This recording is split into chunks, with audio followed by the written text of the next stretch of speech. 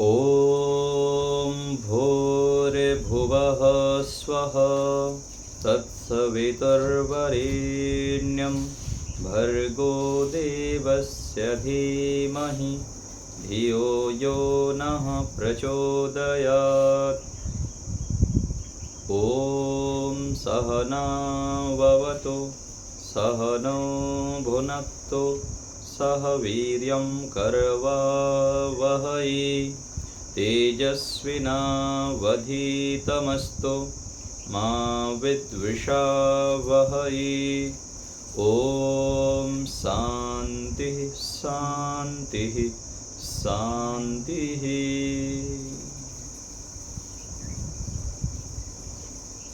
सभी को सादर नमस्ते। ईश्वर की महती अनुकंपा से हम इस समय ब्रह्म विज्ञान पुस्तक का स्वाध्याय करते हैं। पृष्ठ संख्या 44 निकालिए ब्रह्म विज्ञान पुस्तक में। आज हम पढ़ेंगे ज्ञान कर्म उपासना। ज्ञान कर्म उपासना को अन्य शब्दों में कहेंगे तो विवेक, वैराग्य, अभ्यास, और दूसरे में जानना, करना, फिर करते हुए भी लाभ उठाना, और चौथा है विधि। विधि अर्थात कोई भी प्रोसेस होता है, विधि को जानना, फिर उसके उपाय को भी करना और लक्ष्य को प्राप्त करना। ज्ञान कर्म उपासना में सारा मानव जीवन आ जाता है। जो भी हम कर्म करते हैं, ज्ञान प्राप्त करते हैं और उपासना करते हैं, तो मानव का चरम लक्ष्य सब दुखों से छूटकर परम आनंद मुक्ति सुख को प्राप्त करना है। आजकल अनेक संप्रदाय वाले, कोई केवल ज्ञान का, कोई केवल कर्म का, तो कोई केवल भक्ति का एकांगी ढोल पीट रहे हैं। किंतु मानव जीवन की पूर्णता के लिए, सफलता के लिए तीनों उपाय आवश्यक हैं। तो मानव जीवन का चरम लक्ष्य क्या है? संपूर्ण दुखों से छूटना और परम आनंद मोक्ष को, मुक्ति को प्राप्त करना। मोक्ष के बहुत सारे पर्यायवाची नाम हैं। मोक्ष को कैवल्य भी बोलते हैं, मुक्ति भी कहते हैं, मोक्ष कहते हैं, संपूर्ण दुखों से छूटना भी कहते हैं, ईश्वर को ईश्वर प्राप्ति भी बोल देते हैं, पूर्ण आनंद की प्राप्ति बोलते हैं, अपवर्ग भी कहते हैं। तो ऐसे मोक्ष का बहुत सारे पर्यायवाची नाम है। कोई भी बोलने पर उसको हमको समझना चाहिए। और मोक्ष को स्वर्ग भी बोल देते हैं दूसरे शब्द में। तो इस प्रकार से हमारा जो परम लक्ष्य है संपूर्ण दुखों से छूटना है। और आजकल के अनेक संप्रदाय वाले कोई केवल ज्ञान को लेके चलते हैं, ज्ञान ही प्राप्त करो, ज्ञान ही प्राप्त करो, और कोई केवल कर्म, कर्म ही सब कुछ है। ज्ञान से क्या होगा और उपासना से क्या होगा?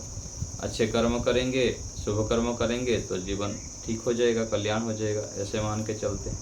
और कोई केवल उपासना को लेके चलते हैं, केवल ध्यान करो आँख बंद करके, चाहे शुद्ध ज्ञान हो, शुद्ध कर्म हो ना हो, कोई फर्क नहीं, केवल उपासना करो। ऐसे अलग अलग संप्रदाय के लोग मान के चलते हैं। किंतु मानव जीवन की पूर्णता के लिए, मानव जीवन को यदि सफल बनाना चाहते हैं, पूर्णता की ओर ले जाना चाहते हैं, तो एक होने से काम नहीं चलेगा, तीनों ही करना पड़ेगा। तीनों की आवश्यकता है। शुद्ध ज्ञान, शुद्ध कर्म और शुद्ध उपासना, तीनों साथ साथ करना है। एक नहीं, साथों साथ तीनों को करते जाना है। ज्ञान भी प्राप्त करना है, कर्म भी करना है और उपासना भी करते हुए चलना है। तो शुद्ध ज्ञान, शुद्ध कर्म, शुद्ध उपासना क्या है? तो ज्ञान के विषय में कह रहे हैं कि किसी वस्तु के गुण कर्म स्वभाव को, किसी वस्तु के गुण कर्म स्वभाव को यथार्थ रूप में, तात्विक रूप में जानना ज्ञान है।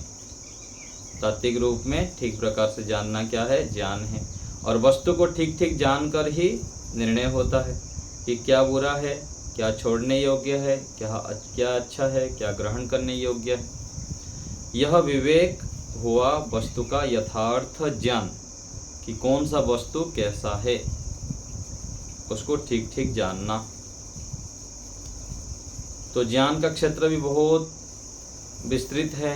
अलग अलग प्रकार से जब हम व्यवहार करते जाते हैं, लोगों को जानते हैं, शास्त्रों को पढ़ते हैं, उसके ऊपर पुनः पुनः विचार करते हैं, मनन करते हैं, तब ज्ञान फिर शुद्ध होता है। सामान्य केवल पढ़ सुन लेने पर वो ज्ञान परिपक्व नहीं होता। जैसे ईश्वर के विषय में जो ज्ञान है हमारा अधूरा है, बहुत न्यून है, थोड़ा सा है।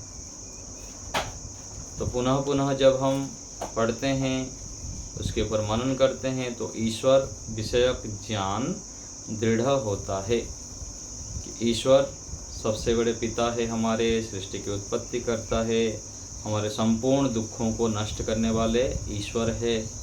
ईश्वर के सानिध्य में यदि हम रहेंगे तो हम सुख शांति आनंद को प्राप्त कर पाएंगे, क्लेशों से दूर रहेंगे। तो ये ज्ञान हमारा थोड़ा सा है। तो वस्तु का जब ठीक ठीक जान लेते हैं, निर्णय करके दृढ़ ज्ञान उत्पन्न कर लेते हैं, सही ज्ञान को जान लेते हैं, तब उसका यथार्थ ज्ञान में होता है और उसको विवेक भी कहा जाता है। तो पहले हो गया शुद्ध ज्ञान प्राप्त करना, फिर है कर्म। मन से, वाणी से, शरीर से छोड़ने या ग्रहण करने का प्रयत्न करना कर्म है। मन से, वाणी से और शरीर से, तीनों से कर्म करते हैं। तो किसी को ग्रहण करने के लिए अथवा छोड़ने के लिए जो हम प्रयत्न करते हैं, चेष्टा विशेष, उसको कर्म कहते हैं। जैसे अभी हम बैठे हैं, समान रूप से ऐसे हाथ हिला दिए, है ना, तो ये कर्म में नहीं आएगा। ऐसे खुजला दिए, कुछ बातें करते करते ऐसे हाथ उठा दिए, वस्त्र को उठा दिए, ये विशेष कर्म में नहीं आता है। कोई चेष्टा विशेष करते हैं, मन में कुछ विशेष सोच के, विचार के जब हम प्रयत्न करते हैं तो वो कर्म में गिनती होता है। सामान्य रूप से मैं ऐसे वस्त्र को कर लूँगा तो ये कर्म नहीं, कर्म तो है लेकिन वो विशेष जो कर्म हमारा गिनती होता है ना फल रूप में, वो उसमें नहीं आता है। तो कह रहे हैं कि जो ग्रहण और छोड़ने के लिए प्रयत्न किया जाता है वो कर्म है, चेष्टा विशेष किया जाता है। अच्छे को, उपकारी को ग्रहण करना और असत्य, अन्याय, अधर्म, अहितकारी को छोड़ना, यह कर्म है। तो जो ग्रहण, असत्य आदि को, अन्याय आदि को छोड़ देना और जो अच्छे हैं उनको ग्रहण करना, ये कर्म है। त्याग और ग्रहण, छोड़ना और पकड़ना, दोनों वैराग्य के अंतर्गत आते हैं। तो वैराग्य के अंतर्गत अर्थात जो ग्रहण करने योग्य है उसको जो ग्रहण कर लेता है और जो छोड़ने योग्य है उसको छोड़ देता है ठीक ठीक रूप में, वो वैराग्यवान व्यक्ति है, वो वैराग्य से युक्त है।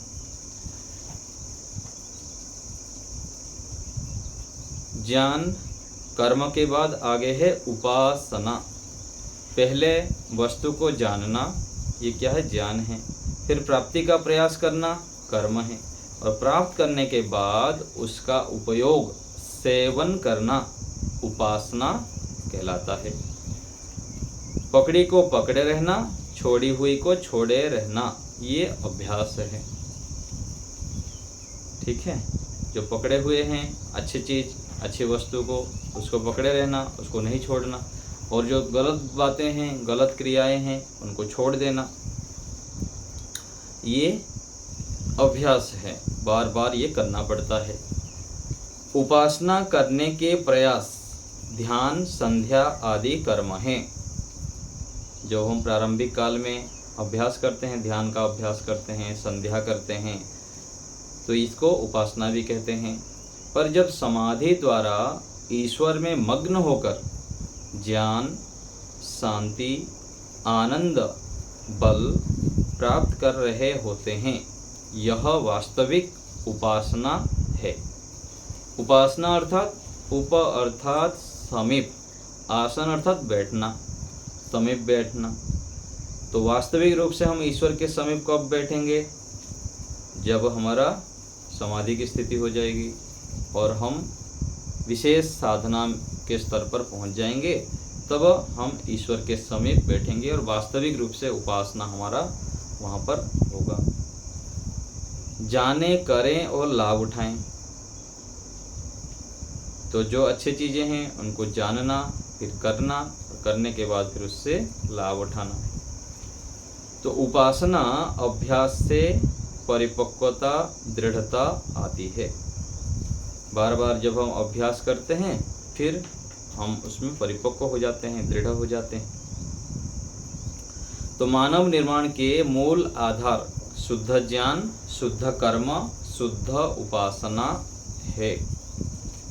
तो किसी भी जैसे घर को निर्माण करते हैं तो उसमें बहुत सारा चीज़ होता है, रेत है, पत्थर है, सीमेंट है, लोहा है। तो ये घर के निर्माण के लिए आवश्यक होता है।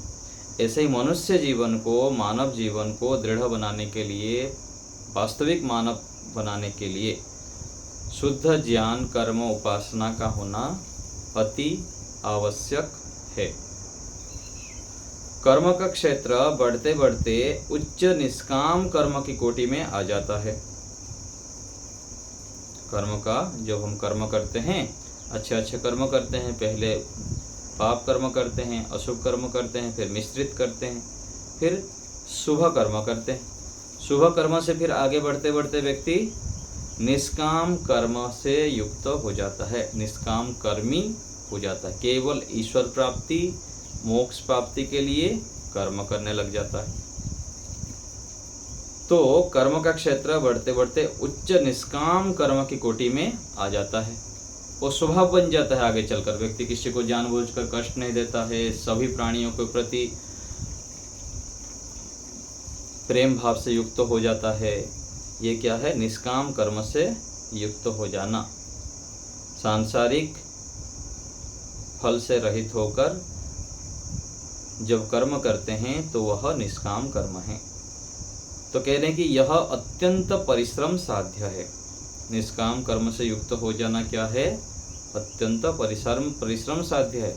लंबे समय तक अभ्यास के बाद ही हम निष्काम कर्मी बन सकते हैं। अत्यंत तीव्र इच्छा, योग्यता, तप, त्याग और पुरुषार्थ से कठिन कार्य भी सरल हो जाता है। तो हम बोलते हैं ना कई बार कुछ कार्य में, ये काम तो मेरे लिए बहुत कठिन है, मैं कर नहीं सकता, ये तो बहुत परिश्रम साध्य है, ऐसा तो मैं नहीं कर सकता। तो कह रहे हैं कि तीव्र इच्छा यदि हो, योग्यता उत्पन्न करेंगे, तपस्या करेंगे, त्याग करेंगे और पुरुषार्थ करते जाएंगे, निरंतर परिश्रम करते जाएंगे, तो कोई भी कठिन से कठिन कार्य हो वह सरल हो जाता है। तीव्र इच्छा रखने वाला ईश्वर प्राप्ति में सफल होगा। तीव्र इच्छा है कि मुझको ईश्वर का दर्शन करना है, समाधि को प्राप्त करना है, तो वह सफल हो सकता है। परंतु योग्यता कम हुई तो कम प्रगति होगी। तो योग्यता बढ़ानी पड़ेगी। यदि ईश्वर की उपासना करनी है, ईश्वर की प्राप्ति करनी है, तो मूल आधार क्या है? ज्ञान है। ज्ञान को शुद्ध करना है। ईश्वर विषयक जो ज्ञान है हमारे पास, उसको शुद्ध करना है, उसको बढ़ाना है। और कर्म, निष्काम कर्म की मात्रा को बढ़ानी है। फिर उपासना में समय लगानी है। तब फिर आगे धीरे धीरे ईश्वर प्राप्ति में हम सफल हो पाएंगे। तो योग्यता चाहिए। योग्यता कम होगी तो प्रगति कम होगी। जब ज्ञान, कर्म, उपासना तीनों का समन्वय होता है तो योगी बनता है और तभी ईश्वर को पाता है। तीनों का समन्वय अति आवश्यक है।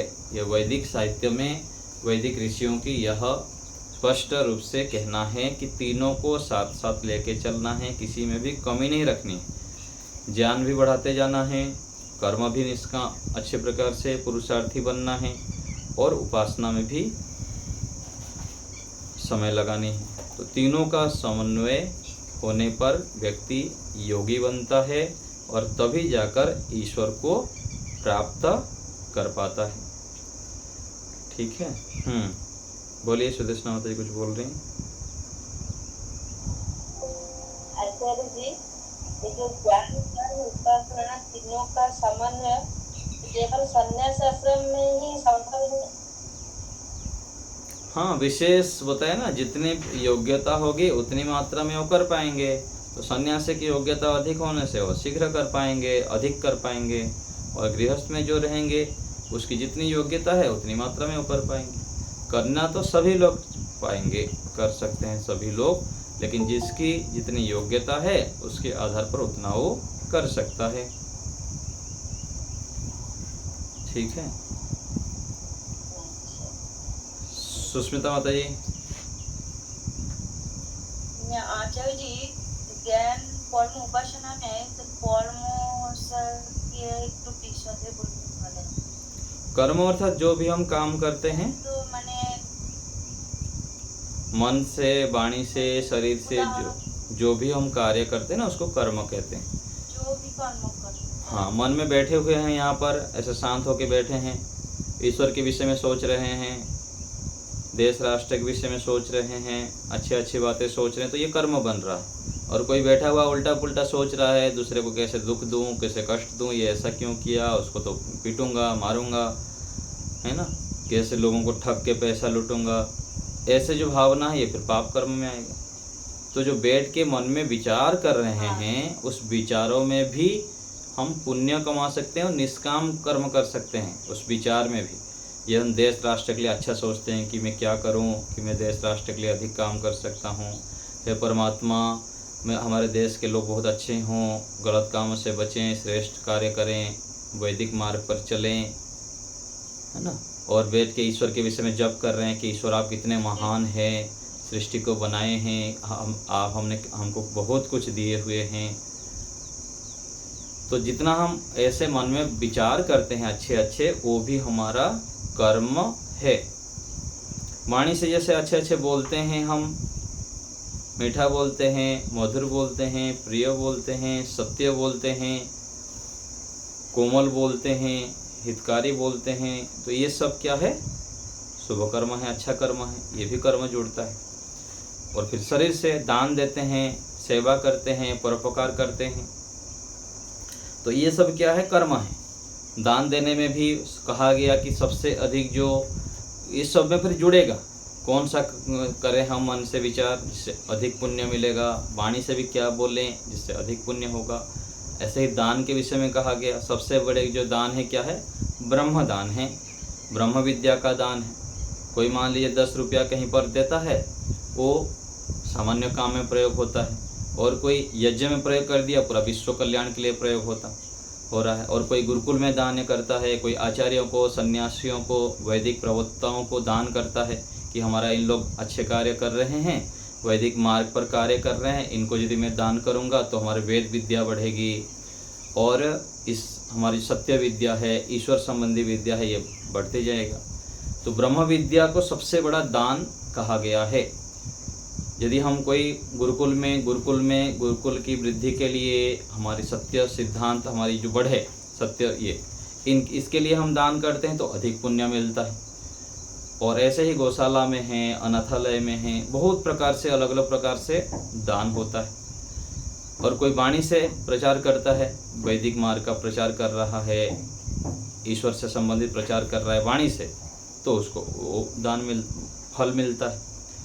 तो शरीर से, वाणी से और मन से जिस जिस स्तर के हम कार्य करते हैं उस प्रकार से हमें पुण्य मिलता है। जितना करते हैं उसका कई गुना, हजारों लाखों गुना होके हमको मिलता है। वाणी से शुभ काम करेंगे तो उसका हजारों गुना मिलेगा, शरीर से करेंगे तो उसका भी हजारों लाखों गुना होके हमें मिलता है। तो कोई भी हम जब शुभ कर्म करते हैं, अच्छे कार्य करते हैं, तो कई गुना होके हमें मिलता है। तो इस प्रकार से हमें समझना चाहिए। और दान के विषय में भी कहा गया है कि जो भी हमारे पास होता है, धन ईश्वर की कृपा से मिला हुआ है, उसका कम से कम 10% हम अपने घर परिवार से अलग, घर के लिए तो प्रयोग करते हैं, परिवार के लिए करते हैं, घर परिवार से अपने व्यक्तिगत छोड़ के समाज राष्ट्र के लिए हमको योगदान करनी चाहिए।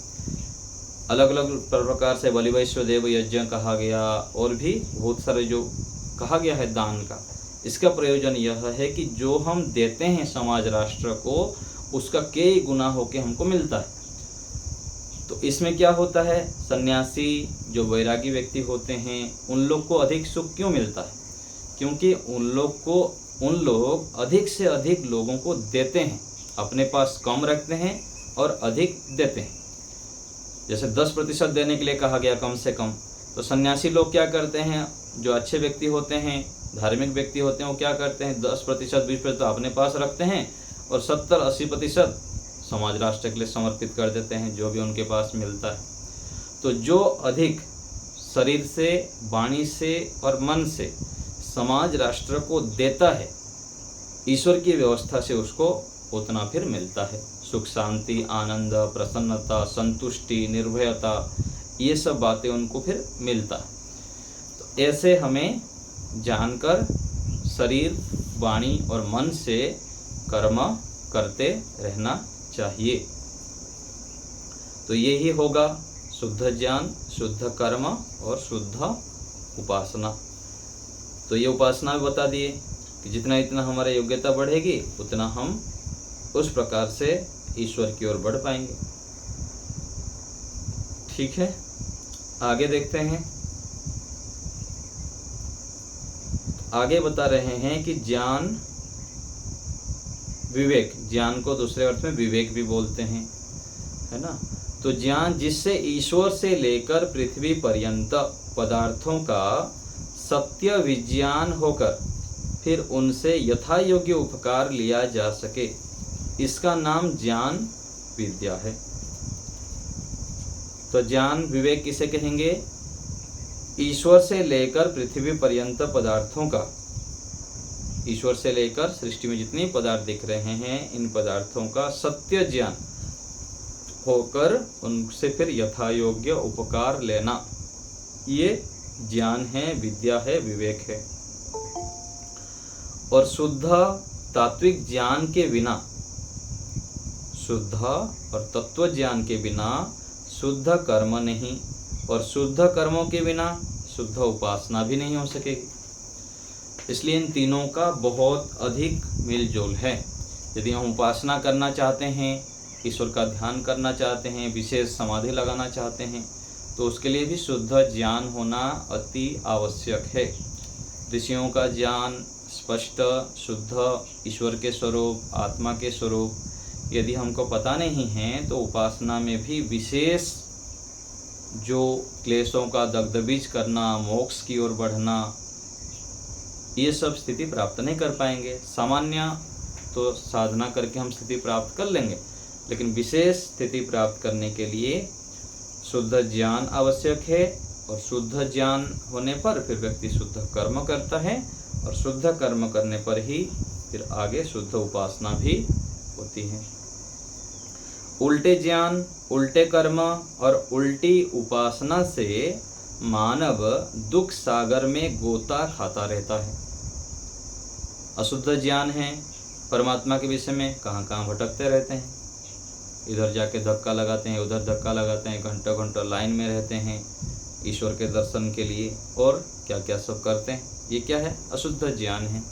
और फिर उस प्रकार से ईश्वर को कहीं एक जगह पर स्थान विशेष में मानते हैं, और उस स्थान से बाहर आने पर फिर बाहर छल कपट करने लग जाते हैं, झूठ बोलने लग जाते हैं, धोखाधड़ी करने लगते हैं, फिर शुद्ध कर्म नहीं हो पाता है, फिर उपासना तो नहीं होती। तो उल्टे ज्ञान, उल्टे कर्म और उल्टी उपासना से मानव दुख सागर में गोता खाता रहता है। तो इसलिए हमें शुद्ध ज्ञान आवश्यक है। शुद्ध ज्ञान होने पर शुद्ध कर्म करेंगे और फिर आगे शुद्ध उपासना भी कर पाएंगे। तो कह रहे हैं कि ज्ञान कितने प्रकार का है? ज्ञान, कर्म, उपासना तो कह दिए, तो ज्ञान कितने प्रकार का है?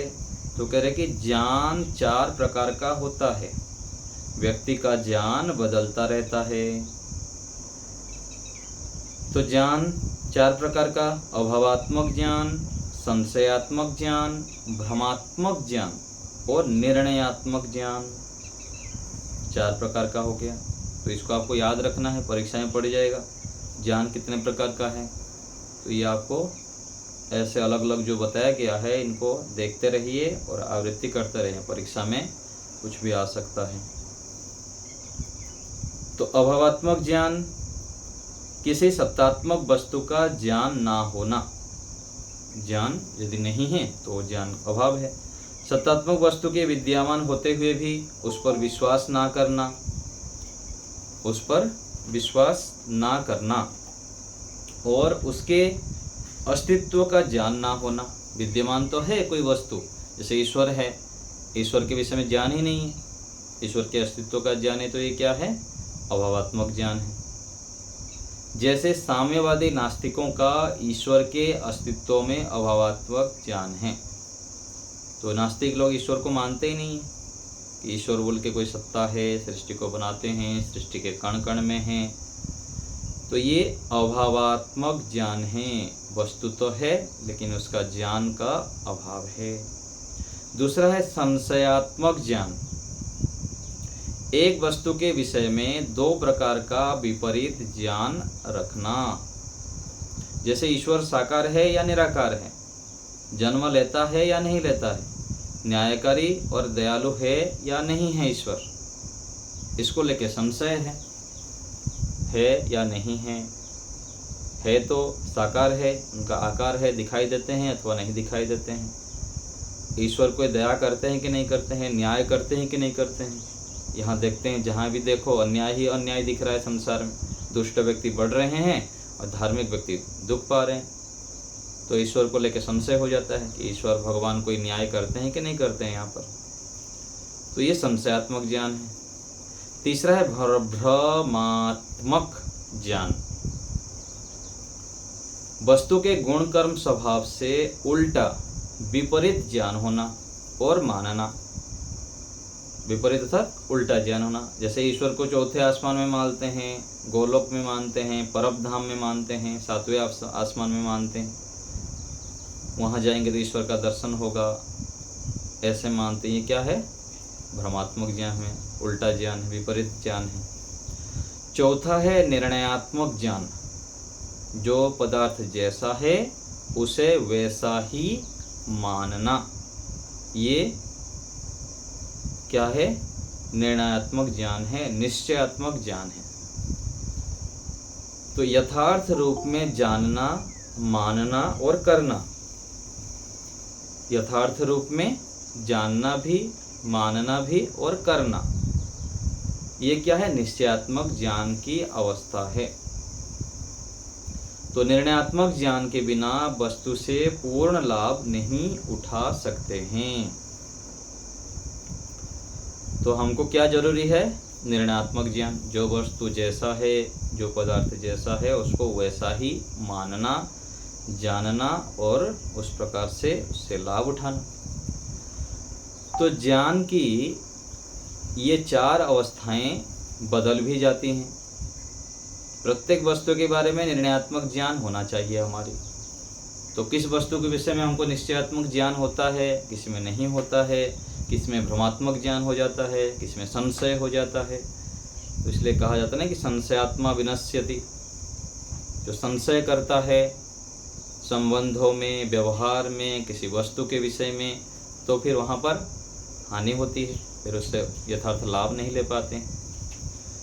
ईश्वर के विषय में संशय हो गया तो ईश्वर से लाभ नहीं ले पाएंगे। तो निर्णयात्मक ज्ञान होना अति आवश्यक है। यदि निर्णयात्मक ज्ञान होगा तो उस कार्य को करने में व्यक्ति सफल होगा। जिसका ज्ञान ठीक, उसका कर्म भी ठीक, और जिसका कर्म ठीक, उसकी उपासना भी ठीक होगी। उपासना ठीक होने से समाधि ठीक लगेगी, इससे ईश्वर का साक्षात्कार होगा। जब ज्ञान ठीक होगा, कर्म भी ठीक होंगे, उपासना भी ठीक होंगे, तो फिर व्यक्ति समाधि लगा के ईश्वर की साक्षात्कार कर पाएगा। ईश्वर साक्षात्कार से ईश्वर के ज्ञान, बल, आनंद की प्राप्ति होगी। इससे दुखों से पूर्ण छुटकारा हो सकेगा। तो दुखों से पूर्ण छुटकारा हम चाहते हैं, सभी लोग चाहते हैं। उसके लिए क्या करना पड़ेगा? समाधि लगानी पड़ेगी, क्लेशों को दग्धभीज करना पड़ेगा, ईश्वर के गोद में बैठेंगे तो ईश्वर आनंद स्वरूप है, हमको आनंद से परिपूर्ण कर देंगे। जैसे किसी को प्यास लग रहा है तो कुएं में पानी के अंदर जिधर चला जाएगा, साफ पानी के पास, तो पानी मिल जाएंगे, तृप्तदायक पानी, सुखदायक पानी, उससे पानी पी के तृप्त हो जाएंगे। ऐसे ही ईश्वर के साक्षात्कार से हम ज्ञान, बल और आनंद से युक्त हो जाते हैं। एक काल में एक प्रकार का ज्ञान रहता है। मिथ्या ज्ञान होने से अन्याय, अधर्म, अविद्या, दुख व अशांति बनी रहती है, जो मिथ्या ज्ञान होती है। और सुख वहाँ जहाँ शांति हो, शांति वहाँ जहाँ परस्पर प्रेम हो, और प्रेम वहाँ जहाँ विश्वास हो, और विश्वास वहाँ जहाँ सत्य होता है। और जहाँ सत्य है, यथार्थ सत्य कौन सा है? जो यथार्थ है। तो यथार्थ ज्ञान होने पर फिर भी हमारे सत्य में प्रीति होती है, हम सत्य आचरण करते हैं, फिर विश्वास करते हैं, विश्वास होने पर प्रेम होता है, और प्रेम जहाँ पर है वहाँ पर सुख, शांति, आनंद, ऐश्वर्य आदि बढ़ता रहता है। बिना परिपक्व बने ज्ञान बदलता रहता है। यदि परिपक्व हम नहीं होंगे तो ज्ञान फिर बदलता रहेगा, कभी संशयात्मक चले जाएंगे, कभी अभावात्मक हो जाएगा, तो बदलते रहेंगे। साधक मौका मिलने पर विषय भोग, छल कपट से धन उपार्जन आदि को ठीक मानने लग जाता है। तो योगाभ्यासी व्यक्ति भी, साधक व्यक्ति भी थोड़ा सा असावधान होने पर छल कपट करने लग जाता है, गलत उपाय से धन उपार्जन करने लग जाता है, ये फिर पतन कर लेता है अपना। तो ज्ञान के विकास, व्यवहारिकता से व्यक्ति पूज्य और महान बनता है। यदि हम ज्ञानी बनेंगे, ज्ञान को शुद्ध बनाएंगे और आगे बढ़ते रहेंगे तो फिर हम पूज्य बन जाते हैं, महान बन जाते हैं, आदर्श बनते हैं, और देश राष्ट्र के लिए फिर एक नेतृत्व करने में सफल होते हैं। और इन सब के हानि होने पर, ह्रास होने पर फिर निम्न बन जाते हैं, राक्षस, पिशाच, दैत्य बन जाते हैं, असुर बन जाते हैं। परिपक्व ज्ञान के बिना ज्ञान से पूरा लाभ नहीं उठा सकते। यदि परिपक्व ज्ञान नहीं है तो हम जो ज्ञान से लाभ उठाना चाहिए वो नहीं उठा सकते हैं। इसलिए यथार्थ ज्ञान प्राप्ति के बाद भी यदि साधक उसे प्रयत्न पूर्वक पकड़े नहीं रहेगा, यथार्थ ज्ञान हो गया उसको फिर पकड़े भी रहना पड़ता है, तो फिर उस निर्णयात्मक स्तर से गिर जाएगा। यदि पकड़े नहीं रहेगा, सावधान नहीं रहता है, तो व्यक्ति फिर पतन हो जाता है। कभी ज्ञान का इतना उच्च स्तर होता है कि करोड़ों के लोभ को ठुकरा देता है, पर कभी इतना निम्न कि वही व्यक्ति कौड़ी पर मन डिगा देता है, ऐसे भी हो जाता है। तो जब सत्वगुण से युक्त रहता है और ईश्वर से जुड़ा हुआ रहता है तो करोड़ों रुपए के प्रलोभन आने पर भी वो ठुकरा देता है, ये मुझको ज़रूरत नहीं है, ऐसे करता है। और सामान्य स्थिति में फिर छोटी छोटी चीज़ों के लिए झगड़ा लगने लग जाता है और 5 रुपए के लिए भी समझौता कर लेता है। तो स्वयं पढ़कर अन्यों को पढ़ाना, प्राप्त को बांटना चाहिए। जो हम पढ़ रहे हैं वो अन्यों को भी पढ़ाना, और जो हम प्राप्त किए हैं वो दूसरे को भी बांटना। जो सुनता है पर सुनाता नहीं है, पढ़ता है पर पढ़ाता नहीं है, सीखता है लेकिन सिखाता नहीं है, तो क्या होता है? ज्ञान स्थायी और उपकारी नहीं होता है। इसलिए ऋषियों का क्या संदेश है? जो हमारे पास है उसको दूसरे को बांटें, जो हमने पढ़ा है वो दूसरे को पढ़ाएं, जो सुना है वो दूसरे को सुनाएं, जो सीखा है वो दूसरे को सिखाएं। ऐसे करने पर फिर हमारे पास जो ज्ञान आदि है वो परिपक्व होता है, स्थिर और स्थायी होता है। इसलिए जो हम प्राप्त किए हैं उसको निरंतर बांटते रहना चाहिए। हमारे पास जो भी अच्छी बातें हैं, अच्छी चीज़ें हैं, ज्ञान, बल, आनंद, उत्साह, जो भी हमारे पास है उसको दूसरे को अलग अलग उपाय से देना चाहिए। इससे फिर हम ईश्वर की आज्ञा का ठीक से पालन कर पाते हैं, क्योंकि ईश्वर भी तो दिन रात दे ही रहे हैं हमको, सभी प्राणियों के सुख के लिए प्रयत्न कर रहे हैं। तो हमें भी इस प्रकार से करते हुए चलना है। किसी को कुछ पूछना हो तो बताइए।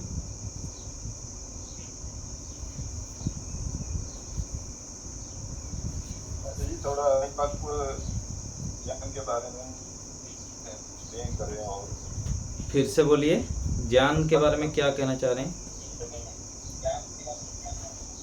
ज्ञान को परिपक्व कैसे करना है? हाँ, ज्ञान को परिपक्व करने के लिए बता रहे हैं ना। जो हम पढ़ते हैं उसको दूसरे को पढ़ाना, जो हम सुनते हैं दूसरे को भी सुनाना, तो बार बार ये करना पड़ता है। और जो हम एक बार सुन लिए उसको पूरे फिर में एकांत में बैठ के मनन करना पड़ता है। और ऐसे भी करना चाहिए कि कुछ चीज़ें हमको याद कर लेना चाहिए। ईश्वर के विषय में मंत्र है, श्लोक है और सूत्र है, इन सब बातों को याद करके फिर हमारे जो हितैषी हैं, मित्र हैं, उनको बोलना चाहिए मेरे को पूछिए इस विषय में। तो जब हम याद करके फिर आवृत्ति करते हैं, दूसरे को देते हैं, पूछने के लिए बोलते हैं, और फिर जो हमारे से कम जानने वाले हैं, कोई सामने जिज्ञासु व्यक्ति हैं, उनको पढ़ाना, सुनाना, ऐसे निरंतर करते रहना है। इससे फिर ज्ञान परिपक्व होता है। और लंबे समय तक विनम्र भाव से पढ़ना, सुनना आदि करना है, लाखों बार, करोड़ों बार। उसमें बिल्कुल ही क्या बोलते हैं, आलस्य प्रमाद नहीं करनी है। जैसे हम लोग आज जितने भी थोड़ा बहुत बोल पाते हैं ईश्वर की कृपा से, वो क्या है, मेरा तो लंबे समय तक ऐसा नियम रहा कि रोज़ सत्संग 1-2 घंटा, 3 घंटा, दिन भर भी, कई महीनों तक हम दिन भर भी सुनते रहते थे सत्संग। और बहुत सारे शास्त्रों को पढ़ना, बार बार पढ़ना। तो बार बार पढ़ते हैं, सुनते हैं विनम्र भाव से, तो फिर ज्ञान हमारे अंदर कुछ मात्रा में आने लगता है। फिर धीरे धीरे पढ़ते रहते हैं, उठते रहते हैं, ऐसे चलते चलते फिर एक दिन दृढ़ हो जाते हैं। ऐसे करके हम कर सकते हैं। ठीक है प्रेम जी? हाँ बोलिए। आचार्य जी, ठीक है सर। बॉल का विषय हाँ जी सुष्मिता बताइए। बॉल ज्ञान आनंद बॉल का एक उदाहरण में हाँ, बल मतलब शारीरिक बल है, मानसिक बल है, आत्मिक बल है ना। तो बल के विषय में भी जब हम बलवान बनना चाहते हैं तो ईश्वर के सानिध्य में रहते हैं, सत्वगुण से युक्त रहते हैं, अच्छे खान पान करते हैं, तो हम बलवान बनते हैं, मन से दृढ़ बनते हैं, है ना। और मन से भी हारते नहीं हैं। कई बार मानसिक रूप में व्यक्ति दुर्बल हो जाता है, मन से हार जाता है, मैं तो कुछ कर भी नहीं सकता, मेरा जीवन तो व्यर्थ है, मन से व्यक्ति हार जाता है। तो मन से भी व्यक्ति बलवान बन जाता है। ठीक है जी, बताइए। आचार्य जी नमस्ते। नमस्ते जी। आचार्य जी, सत्तात्मक ज्ञान को सरल भाषा में क्या बोलेंगे, दूसरे शब्द में? सत्तात्मक ज्ञान अर्थात किसी भी वस्तु के अस्तित्व को सत्तात्मक बोलते हैं, है ना। सत्तात्मक अर्थात किसी भी वस्तु के अस्तित्व को हम जब जानते हैं ठीक से, जैसे यहाँ पर आया ना कि अभावात्मक ज्ञान। अभावात्मक ज्ञान अर्थात किसी सत्तात्मक वस्तु का ज्ञान ना होना। जैसे सत्तात्मक अर्थात ईश्वर की सत्ता है, अस्तित्व है, ईश्वर के अस्तित्व को ना जानना, ना मानना, ये क्या है, अभावात्मक ज्ञान है। आत्मा के अस्तित्व है शरीर के अंदर, उसके सत्ता को नहीं जानना। सत्तात्मक अर्थात किसी भी वस्तु के अस्तित्व, जो भी संसार में दिख रहा है, जिसका भी सत्ता है, अस्तित्व है, विद्यमान है, उसका ज्ञान ना होना, ये अभावात्मक ज्ञान है।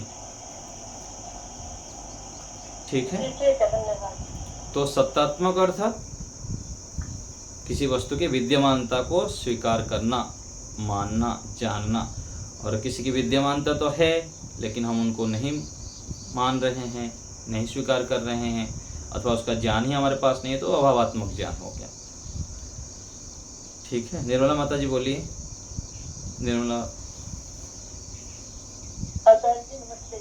जी। एक काल में एक प्रकार का ज्ञान तो यथार्थ ज्ञान, इससे क्या होगा, सुख मिलेगा, शांति और परस्पर प्रेम विश्वास ये होगा, और सत्य का ज्ञान होगा, तभी यथार्थ ज्ञान। ये आपने कड़ी बताई थी ना, पहले सुख है, फिर शांति, फिर परस्पर प्रेम, फिर विश्वास, फिर सत्य, फिर हाँ, यथार्थ ज्ञान से ये सब होता है।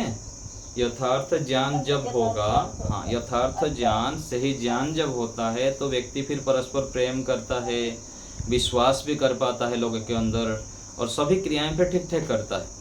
जितना भी सत्य व्यवहार है, विश्वास होता है एक दूसरे में, वो यथार्थ ज्ञान से ही हो पाता है।